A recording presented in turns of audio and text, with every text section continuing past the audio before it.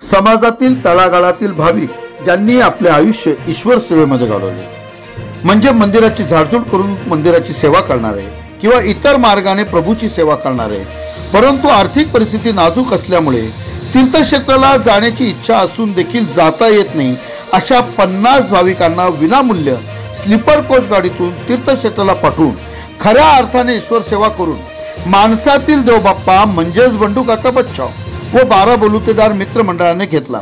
त्या निमित्ताने त्यांनी आज असे सर्व भाविक जे मंदिराची सेवा करतात किंवा हरिभक्त पारायणचे अशा सर्व व्यक्तींचा त्यांनी मेळावा घेतला। यावेळी येणाऱ्या सर्वांचे मनापासून आदर करत त्यांना पाया पडून त्यांना गंध लावून श्रीफळ गुलाब पुष्प व उपरणे देऊन त्यांचा सन्मान करण्यात आला। या प्रसंगी बंडू काका बच्छावचे चिरंजीव संभाजी बच्छाव यांच्यात देखील वडिलांचे आदर्श व एक चांगले संस्कार बघायला मिळाले। त्यांनी चक्क एका गरीब महिला भाविक जे खंडेराव महाराज मंदिरात झाडझूड करून सेवा देतात, ज्यांच्यामुळे बंडू काकांना या योजनेची प्रेरणा मिळाली, त्या गिरिजाताई येथे आल्या असता संभाजी बच्छाव यांनी चक्क त्यांच्या चपला हातात घेऊन ठेवल्या। या कार्यक्रमाप्रसंगी ही यात्रा कुठे कुठे जाणार, कधी निघणार, ही सर्व माहिती बंडू काका बच्छाव यांनी दिली।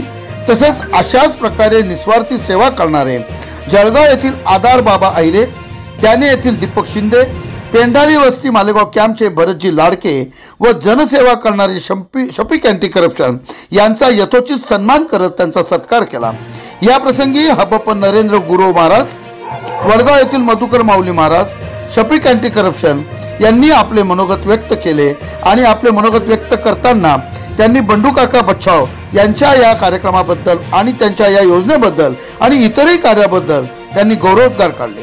या प्रसंगी मुस्लिम समाजातील मस्जिद जाणाऱ्या भाविकांना देखील उमरासाठी पाठवण्याचे मानस आहे असे बोलताना, हे ईश्वरीय कार्य प्रभू माझ्या हातून घडवून घेत आहे, मी तर फक्त निमित्त आहे, मला असे कार्य करायला मिळाले यासारखे दुसरे पुण्य नाही, मी यातच समाधानी आहे असे उद्गार या प्रसंगी बंडू काका बच्छाव यांनी काढले।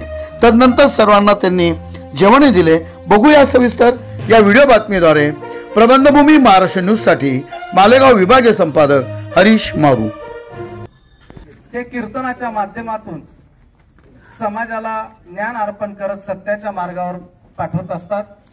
या समस्त तालुक्यातील कीर्तनकार बांधवांच्या सहकारी कीर्तनकार बांधव यांच्या सगळ्यांमधून टाळकरी असतील, विनावादक असतील, चोपदार असतील, गायन सम्राट असतील, आदरणीय कीर्तनकार असतील, या सगळ्यांमधून जे सर्वसामान्य कुटुंबातले आहेत आणि त्याचबरोबर तालुक्यातील मंदिरांची सेवा, परंतु बिचारी माय माऊली या ठिकाणी ही गिरजा माय आजच्या कार्यक्रमाची प्रेरणा, तर यांना कुठल्याही प्रकारचं काही ते उत्स्फूर्त विनामूल्य अनेक या ठिकाणी बघितलेत, विनामूल्य सेवा करत असतात पांडुरंगाची, मंदिराची, त्या आवाराची आणि तिथल्या सगळ्यांची।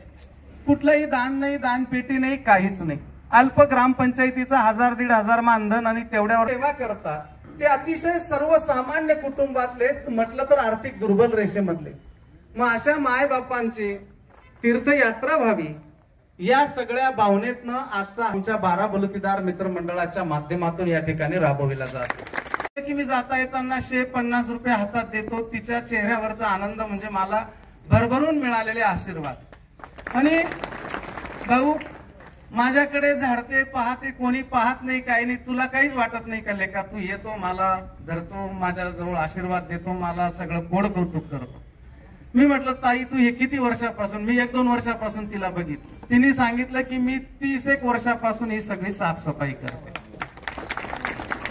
तिला नंतरच्या काळामध्ये गावकऱ्यांना थोडीशी दया आली, त्यांनी ग्रामपंचायतच्या माध्यमातून 1000-1500 आणि आता अलीकडे कुठेतरी 3000 रुपये झाले। बघा, मंदिरामधला छोटा गाभारा साफ करतात, त्यांचा काही मोठा विषय नाही, पण ही माऊली आपल्या खंडोबा रायांच्या इथे किती गर्दी येते आणि किती सगळे दिवट्या बुदल्यांचे कार्यक्रम होतात याचे साक्षीदार आहेत। पहाटे 5ला जाते तर दुपारी 11:30-12ला येते, म्हणजे दिवसभरामध्ये जेवढे काम करतात ना तेवढं काम ती माय माऊली करते। सगळ्या पत्तरवाळ्या, उष्ट, खरगट, सगळे शेड साफ करणं, अशा पद्धतीचं काम करते। मानधन काय? मग तिला विचारलं तुम्ही काय इच्छा अशी बहीण? तर अशा बहिणी माझ्या ह्या तालुक्यामध्ये 5-7 बहिणी दत्तक आहेत, ज्यांना कोणी नाही, पोटाची सांभाळत नाही, अशा ते बी आज नाही तर गेल्या 15-20 वर्षापासून संजू माऊली या ठिकाणी पुनाबहीण म्हणून 25-1 वर्षापासून दत्तक आहे.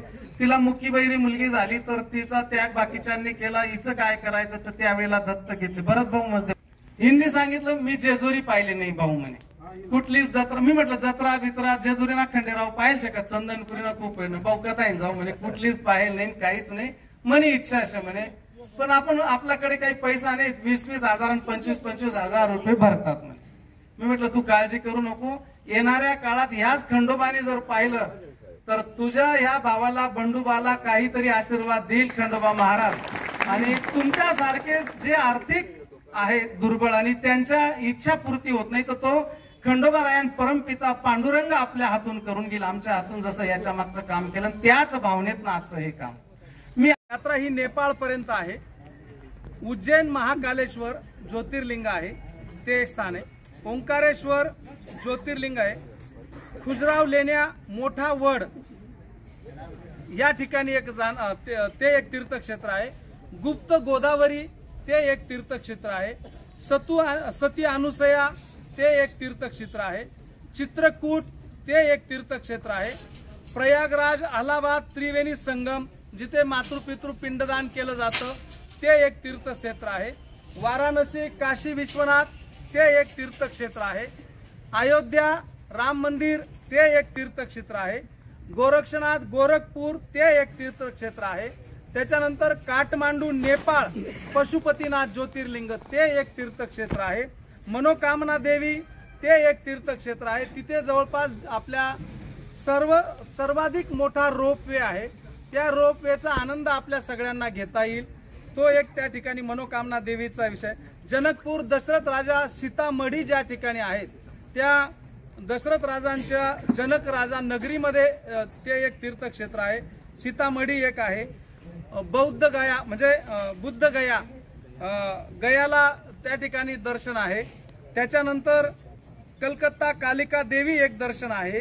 गंगासागर पवित्र स्नान पापनाशक त्या ठिकाणी जे हे आहेत त्या ठिकाणी स्नान कुंडामध्ये ते एक तीर्थक्षेत्र आहे, समुद्राला मिळतं त्या ठिकाणी. भुवनेश्वर लिंगराज मंदिर त्र्यंबकेश्वर सारखंच आहे, त्या ठिकाणी 108 मंदिर आहे. ते सगळं एक मोठं तीर्थक्षेत्र आहे.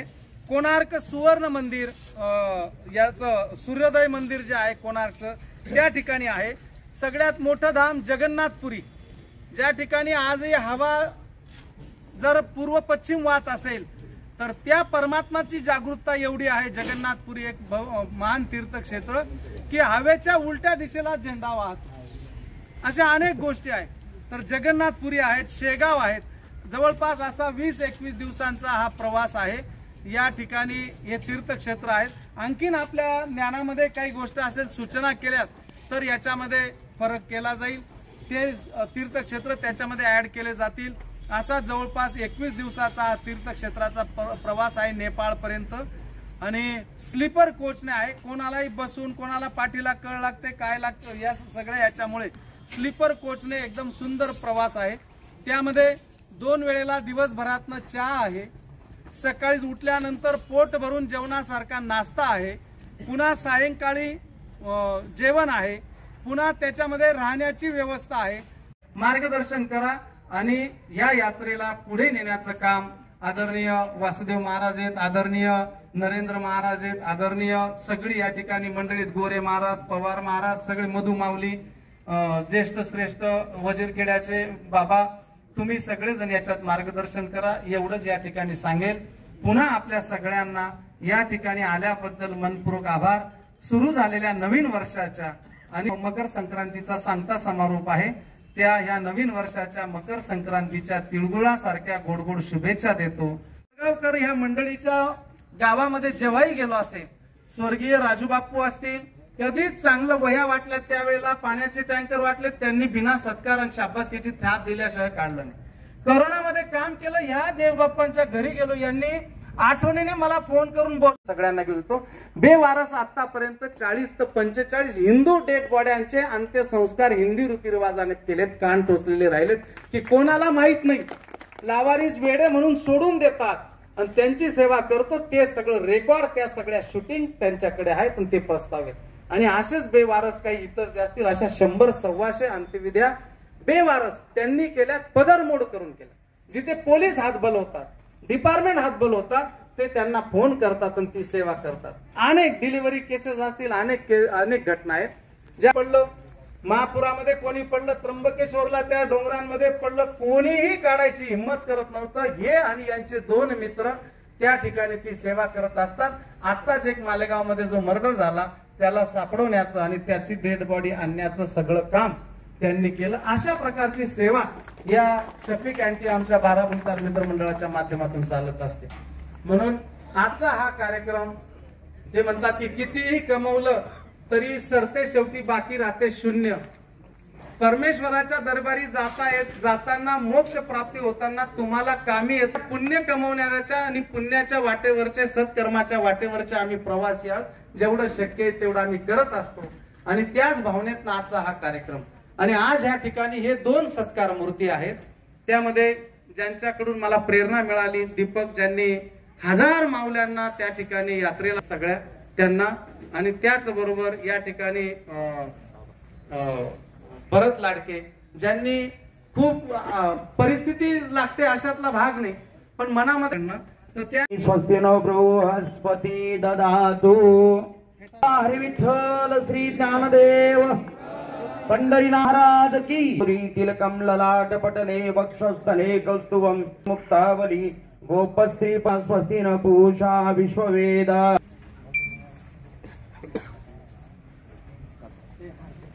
टाळी वाजवायची जोरात सर्वांनी. मित्रमंडळात आणि माणसाला जगण्याची प्रेरणा मिळते. कामात उपक्रम आपल्याला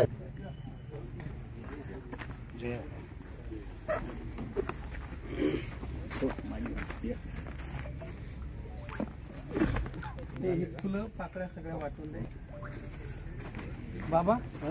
2 मिनिट उभे राहा. वाजवायची सगळ्यांनी. पुंडलिक वरदा हरे विठ्ठल श्री ज्ञानदेव पंढरीनाथ भगवान की. माऊली ज्ञानेश्वर महाराज की. जगद्गुरु तुकाराम महाराज की. बसा इथे म्हणतो ते सोडून लांबून टाका ते सोडून इकडे बसा.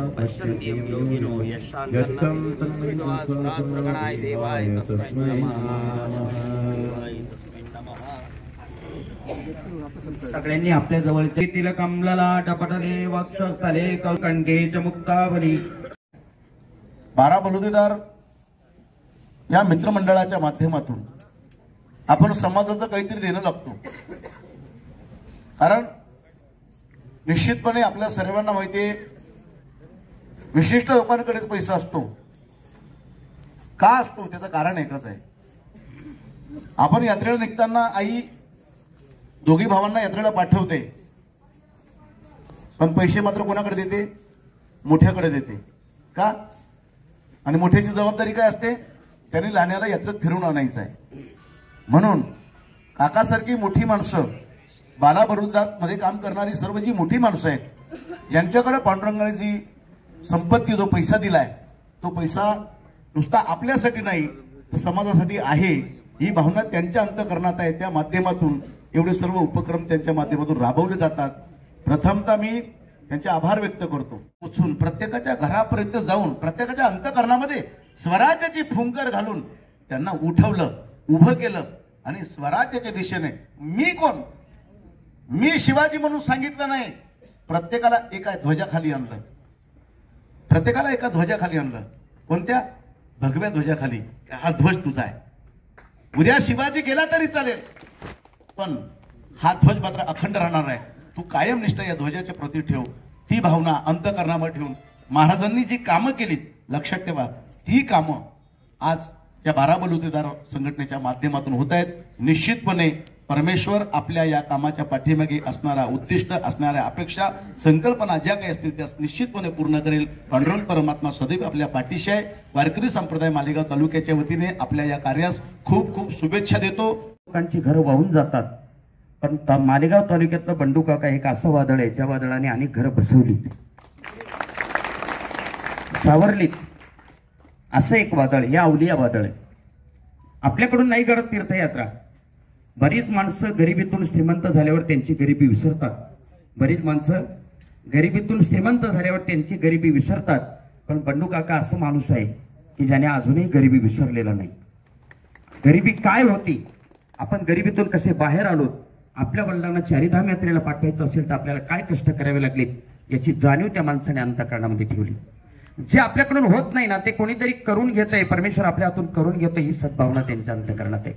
वन्नीर वैशिष्ट्य आहे काय की जे आपण करू शकत नाही पण ती करण्याची ज्या माणसांमध्ये इच्छा आहे, ज्या माणसांमध्ये धमक आहे, त्यांना फक्त पाठबळ द्यायचं आणि त्यांच्याकडून ते काम करून घ्यायचं.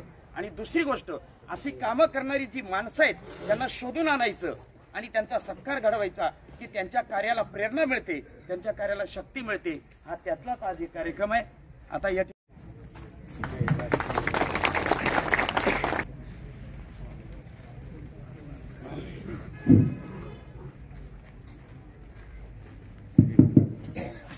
लेकिन अगर असली गुलाब अगर यहाँ देखना है ये गुलाब की शक्ल में, तो वो बंडू काका बचाओ. बंडू काका बचाओ काका साहब से जिस वक्त से हम लोग जुड़े, सुख दुख में साथ देने वाला अगर असली हीरो कोई है, दिलेर इंसान अगर कोई हम लोगों ने देखा है इतने दिन से, तो हमारे काका साहब है. जिस वक्त को गिनाए ना उतने कम है. काका ने टेंकर का बंदोबस्त किया, काका ने क्या नहीं किया. काका से हम लोग बोलते कि काका तुम क्यों इतना पैसा खर्च करते, तुम्हारी हलाल की कमाई. तो काका ने बोला कि मुझे यहाँ पे शांति मिलती, सुख मिलता है यहाँ पे. मेरे को इससे कोई मामूल बदलनी चाहिए, मुझे राजकारण नहीं करना है, मुझे सियासत नहीं करना है. जब वक्त आएगा देखेंगे. अभी काका ने हमारे सामने कई करोड़ रुपया ऐसे नहीं काका, ये है वो चीज है, हम लोगों को यकीन है ना, हमने देखा है. करोड़ों रुपया जो आदमी 9.5 लाख रुपया 14 लाख रुपया दे सकता है, ये 7-8 काम तो हमारे पास ऐसे है जिसका 1 करोड़ रुपया हो जाता है. मैं यहाँ पे आपकी तारीफ करने के लिए खड़ा नहीं हुआ हूँ, जो सच्चाई है वो बताने के लिए मैं लोगों के पास खड़ा हुआ हूँ. काका ये काम है, तुमने बोला ना कि हमको राजकारण नहीं करना है, मुझे मन से सुख मिलता है यहाँ पे. तो वाला आदमी जिसके पास दिल होता है ना, वही आदमी सच्चा हीरो होता है. तो काका आप सच्चे हीरो हो. सिर्फ मेरा एक बोलना आपसे इतना था कि अगर हमारे लोग यहाँ पे बैठे हुए हैं, अगर जैसे कि आपने ये 4 धाम यात्रा का एक प्रोग्राम रखा, आपने अनेक काम ऐसे किए, जैसे राम रहीम हॉस्पिटल आपने, हमने बोला कि काका हॉस्पिटल शुरू करो, लेकिन काका आपने क्या किया कि उसका नाम जो दिया ना, तो वो नाम को आपने बोला कि ये राम रहीम के नाम से ये हॉस्पिटल रहेगा. इसमें मेरे दोस्त मुसलमान भी है, मेरे दोस्त हिंदू भी है. मैं खुद हिंदू हूँ लेकिन मेरे दोस्त मुसलमान है, तो मैं राम रहीम हॉस्पिटल इसका नाम देता हूँ. अगर आपने एक मिसाल कायम की, हमारे देश में जो एक मिसाल है हिंदू मुस्लिम एकता की मिसाल अगर आपने कायम की, तो मेरा एक आपसे विनंती गुजारिश है, अगर आपका दिल हो तो आप ये कर सकते हो कि अगर जैसे आपने ये 4 धाम यात्रा का प्रोग्राम किया, अगर आप हमारे मस्जिद के पास झाड़ू मारने वालों को भी अगर उम्रा के लिए भेज देंगे कुछ लोगों को, तो हम लोग भी बड़ा आपका आभार व्यक्त करेंगे.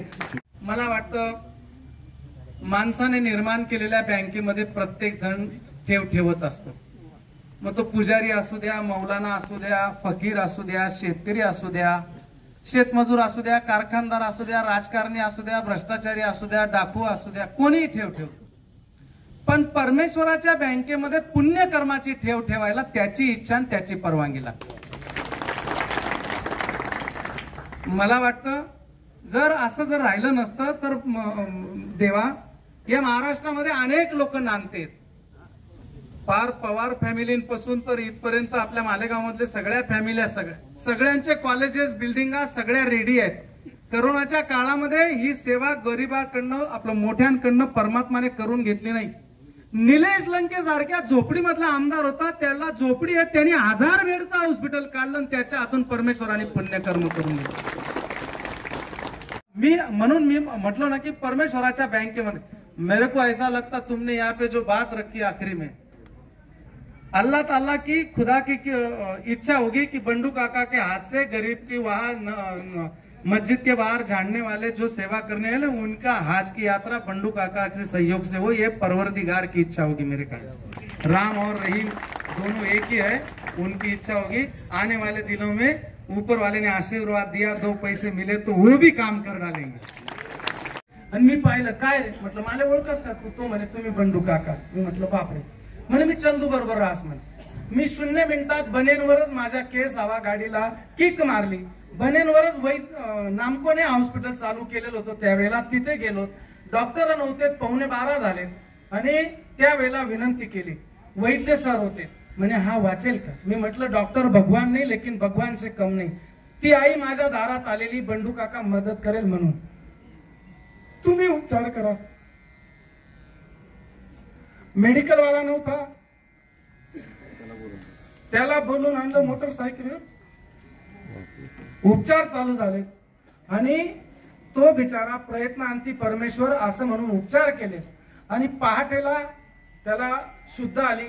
14 दिवस दवाखान्यामध्ये राहिला. दबा इकडून तिकडून सगळं झालं आणि जेव्हा तो पूर्णपणे बरा झाला तर मग त्यावेळेला त्याला सोडवताना आम्ही होतो, मावशी होती, सगळं.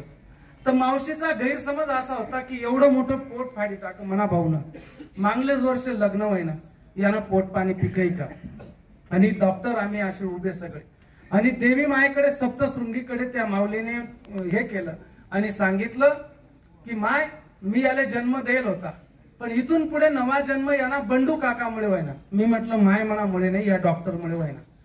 तर नाही भाऊ बाई, तर याला आता वाचणं जगणं चांगला व्हायना, यांना पुनर्जन्म व्हायना. यानं जर पोट पाणी पिकणं तर त्याला जर पोऱ्या व्हायना तर त्याने नाव आम्ही बंडू काका ठेवू शकतो. आणि आमना हृदयातून आणि आमना मुखातून बंडू काका हे नाव घरातून जावायला नको. त्या आजीने झालेल्या नातूचं नाव बंडू काका ठेवलं आणि तो मुलगा आता FY ला जातोय, त्याला घरामध्ये बंडू काका म्हणतात. ते मिलिंद महाराजांचे बहुते एक कीर्तनकार आहे. आजी हे नमस्कार. नमस्कार. आजच्या कार्यक्रमाचं नियोजन आणि त्याच्या मागचा भावना आणि उद्देश एकच की तालुक्यामध्ये अनेक मंदिर आहेत. चंदनपुरीचं मंदिर आहे, बिरोबाचं साकुरीचं मंदिर आहे, जोडग्याचं हेमाडपंथी मंदिर आहे, सिद्धेश्वर मंदिर आहेत, अनेक मंदिर आहेत. या मंदिरामध्ये पुजारी बांधव ही सेवा करत असतात, परंतु पुजारींना दान धर्माच्या पेटीच्या माध्यमातून 2 पैसे लाभ होत असतो, थोडाफार मेवा मिळत असतो. परंतु मंदिराच्या बाहेर अनेक गोरगरीब असतात, विनामूल्य तिथे झाडतात, त्यांची परिस्थिती नाही.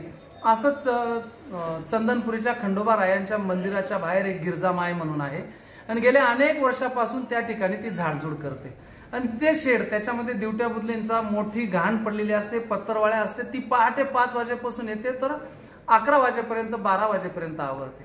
मूल्य काहीच नाही. तिला मी कायम खुशाली देऊन येत असतो आणि एकदा तिने व्यक्त केली की मला हा मल्हार पाहिला तर जेजुरीचा मल्हार पाहायचा आहे, पण माझी परिस्थिती नाही काका. बोलताना विषय झाला आमचा, तू गेलेली आहे का असं विचारलं आणि त्या माऊलीच्या माध्यमातून मग ही संकल्पना आली.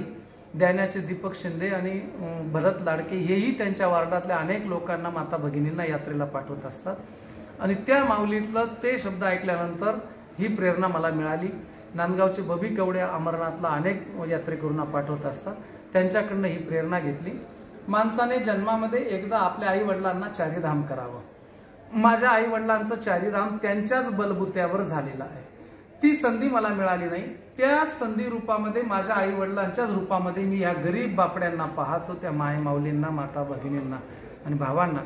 त्यांच्याही नशिबामध्ये ही चारीधामची यात्रा व्हावी. पैकी 2 धामच्या यात्रेला मी त्यांना पाठवत आहे. कुठल्या 2 धाम? जगन्नाथ. मग त्याच्यामध्ये जवळपास 29 ते 30 तीर्थक्षेत्र आहेत. जवळपास 21 दिवसांचा हा प्रवास आहे. स्लीपर कोच गाडीने VIP प्रवास आहे. मग त्यामध्ये उज्जैन, ओंकारेश्वर, सीतामढी, जगन्नाथपुरी, काशी विश्वनाथ, प्रयाग, बुद्ध प्रयाग, नेपाळ, काठमांडू, तिथलं पशुपतीनाथ, अशी जवळपास 27 ते 28 एकूण तीर्थक्षेत्र आहेत.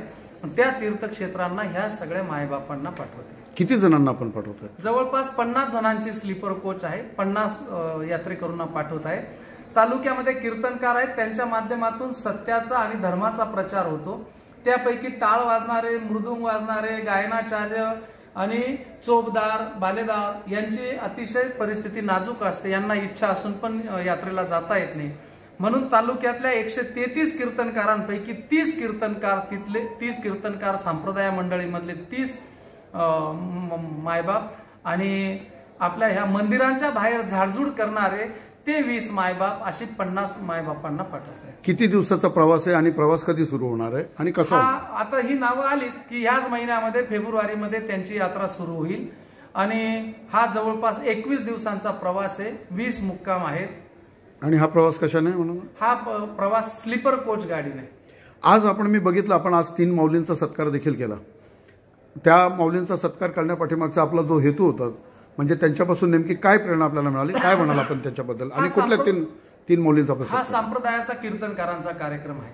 यामध्ये आधार बाबा होते आहिरे जळगावचे. हे आहिरे परिवार हा अतिशय सात्विक आणि अतिशय पांडुरंगावर भक्ती ठेवणारा परिवार आहे. या परिवाराने आपल्या भागामध्ये तुकाराम महाराजांचं मंदिर पण कैलासवासी राजूबापू आहिरे यांच्या संकल्पनेतनं साकारलं. राजूबापू असतानाच ते उभं राहिलं आणि आधार बाबा हे त्या कुटुंबाचे आधारवड आहेत. या आहिरे परिवाराने देऊ आळंदीला यात्रेला जाणाऱ्यांना पूर्वीला राहण्याची सोय नाही राहायची, त्यावेळेला तिथे आश्रम बांधलेला आहे 2 मजली. असं पुण्यकर्म त्यांनी केलेलं आहे. त्यांच्याकडनं प्रेरणा घेतली. दीपक शिंदेंनी त्यांच्या गावातल्या 1000 महिला थोड्याने थकड्याने 1000 महिलांना कुबेर प्रयागला पाठवलं. मग त्यांच्याकडनं प्रेरणा घेतली. भरत लाडके पेंडारी वस्तीमध्ये राहतात, तरी 100 यात्रेकरूंना वैष्णव देवीला नेलं, 78 ते 80 यात्रेकरूंना बालाजीला नेलं. त्यांच्याकडनं पण ही प्रेरणा आहे मला, बबी कवडेंकडनं. ज्या पद्धतीने आपण राम रहीम हॉस्पिटलकडून लोकांची मदत केली, आपण कुठलाही जातीभाव मानत नाही, आम्ही बघितलेलं आहे. त्याच पद्धतीने जसं आपण जे देवाच्या चरणी जे काम करतात आणि त्यांना तुम्ही प्रत्यक्षात देवाला भेटीला तुम्ही त्यांना तीर्थयात्रेला पाठवतायत, त्याच पद्धतीने काही मुस्लिम बांधवांची सुद्धा जे मस्जिदच्या बाहेर काम करतात त्यांनाही उमरा वगैरे जाण्याची त्यांची इच्छा असते, तर त्या संदर्भात आपले काही पावलं असणार आहेत का? मला वाटतं परमात्मा एकच आहे, सबका मालिक एक. शिवाजी महाराजांनी जात धर्म पाळला नाही. शिवाजी महाराजांचे 12 बलुतेदार 12 पकड जातींचे सगळे सहकारी होते. शिवाजी महाराजांनी रायगडावर मस्जिद बांधली. दौलत खान, मदारी, मोहतर ही त्यांची सर्व सहकारी. संभाजी महाराजांची हत्या झाली त्यावेळेला कोणी स्वकीय जवळ येत नव्हते, तर रोहिदास बांधवांनी आणि दलित बांधवांनी त्यांना त्या ठिकाणी जागा दिल्यात आणि हे केले. मी ते मानत नाही. त्यांची जरी इच्छा असेल तर मी असं म्हणेल की ही परमात्मा आपल्या हातून करून घेतोय, राम रहीम आपल्या हातून करून घेतोय. त्यांची उमराची यात्रा असेल तर परमात्मा परवरदिगार की इच्छा आहे, अल्लाह तालाची इच्छा असेल की त्यांना बोलवायचं ते माझ्या हातून होत असेल योग, तर हे माझ्यासाठी भाग्य आहे. खूप खूप धन्यवाद. आपण आमच्याशी संवाद साधला. काका, आपल्या असंच जे पुण्यकर्म आहे अशाच पद्धतीने वाढवा असे आम्ही आपल्याला प्रबंधभूमीतर्फे देखील शुभेच्छा देतो. धन्यवाद. यात्रा ही नेपाळ पर्यंत आहे. उज्जैन महाकालेश्वर ज्योतिर्लिंग आहे, ते एक स्थान आहे. ओंकारेश्वर ज्योतिर्लिंग आहे. खुजराव लेण्या मोठा वड या ठिकाणी ते एक तीर्थक्षेत्र आहे. गुप्त गोदावरी ते एक तीर्थक्षेत्र आहे. सती अनुसया ते एक तीर्थक्षेत्र आहे. चित्रकूट ते एक तीर्थक्षेत्र आहे. प्रयागराज अलाहाबाद त्रिवेणी संगम जिथे मातृपितृ पिंडदान केलं जातं ते एक तीर्थक्षेत्र आहे. वाराणसी काशी विश्वनाथ ते एक तीर्थक्षेत्र आहे. अयोध्या राम मंदिर ते एक तीर्थक्षेत्र आहे. गोरक्षनाथ गोरखपूर ते एक तीर्थक्षेत्र आहे. त्याच्यानंतर काठमांडू नेपाळ पशुपतीनाथ ज्योतिर्लिंग ते एक तीर्थक्षेत्र आहे. मनोकामना देवी ते एक तीर्थक्षेत्र आहे. तिथे जवळपास आपल्या सर्वाधिक मोठा रोपवे आहे. त्या रोपवेचा आनंद आपल्या सगळ्यांना घेता येईल, तो एक त्या ठिकाणी मनोकामना देवीचा विषय. जनकपूर दशरथ राजा सीतामढी ज्या ठिकाणी आहेत त्या दशरथ राजांच्या जनक राजा नगरीमध्ये ते एक तीर्थक्षेत्र आहे. सीतामढी एक आहे. बौद्ध गया म्हणजे बुद्ध गया, गयाला त्या ठिकाणी दर्शन आहे. त्याच्यानंतर कलकत्ता कालिका देवी एक दर्शन आहे.